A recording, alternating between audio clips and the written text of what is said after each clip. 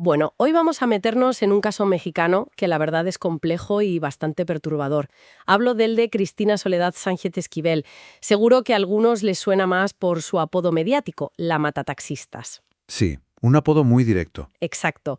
Para analizarlo nos vamos a basar en lo que recogen fuentes públicas, documentos, registros de Wikipedia, información que hay sobre su caso, que es de 2010. La idea es intentar entender un poco quién era esta mujer, qué crímenes cometió y, sobre todo, qué se dijo sobre sus motivaciones, porque ahí es donde la cosa se pone, bueno, desconcertante. Totalmente.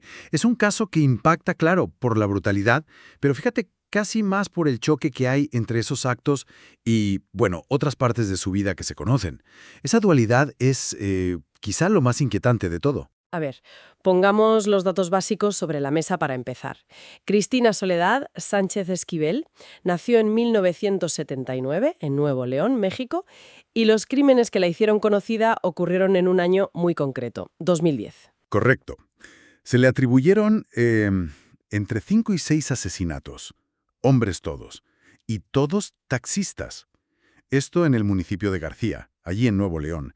Y un detalle importante, parece que no actuó sola, había un cómplice, un tal Aarón Herrera Hernández. Tenía 27 años entonces. Claro, de ahí el apodo, la matataxistas, por las víctimas. Un nombre potente, ¿eh? Mucho. Y que los medios usaron enseguida, claro. Marcó mucho cómo se vio el caso desde el principio. Sin duda. Y luego vino el análisis psiquiátrico de la Fiscalía, que añadió más oscuridad al asunto. Sí, bueno, el informe fue muy explícito. Hablaba de una actitud antisocial. O sea, falta de respeto por normas, por los demás. También de una insensibilidad al dolor ajeno muy profunda. Falta total de remordimiento y, ojo, una marcada tendencia al sadismo. Palabras mayores. Uf, son términos durísimos, sí. Pero lo que más llama la atención, creo, es la motivación que se señaló en ese informe, ¿no? Exactamente. Ahí está la clave de mucho del interés del caso. El informe apuntaba directamente a una venganza. Una venganza, decían, contra el género masculino. Y lo significativo es cómo lo relacionaban con supuestos abusos sexuales que ella habría sufrido antes en el pasado. Y con una vida que describían como llena de humillación, desamor, frustración y abandono personal. Casi como una explicación directa, aunque bueno, sabemos que en estos temas rara vez es tan lineal. Claro, no suele ser causa-efecto tan simple.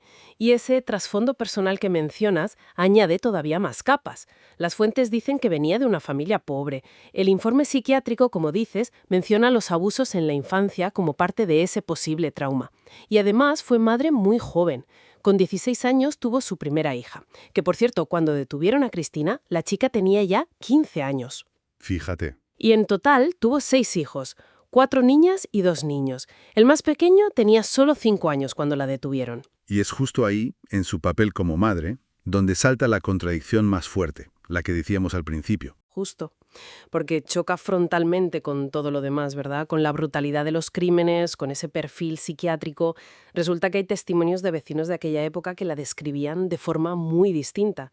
Decían que era una madre cariñosa y atenta con sus hijos.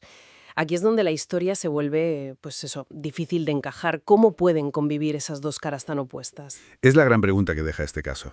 Sí. A nivel legal, la cosa quedó clara. La detuvieron el 4 de junio de 2010.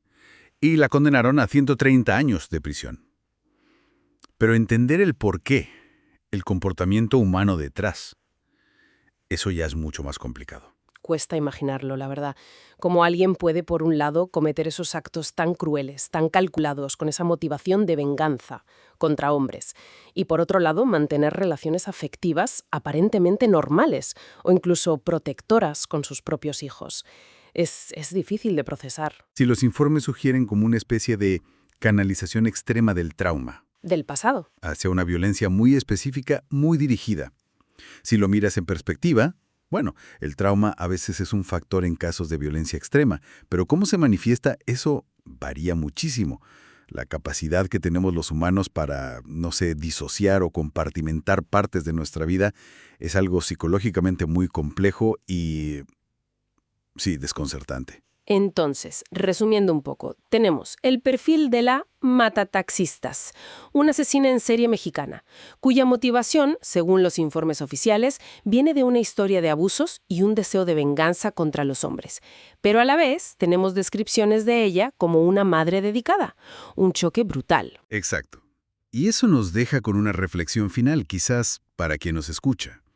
Partiendo de ese historial de trauma que se reportó y esa venganza como móvil, ¿cómo se puede llegar a ejercer una violencia tan selectiva, tan extrema, en un ámbito de la vida, y mantener al mismo tiempo, o al menos aparentar, normalidad o afecto en otro, como en la relación con los hijos? Esto plantea una pregunta muy seria sobre las fracturas internas que puede haber en la psique humana frente al trauma, y sobre cómo se gestiona o cómo se desborda esa violencia que puede surgir.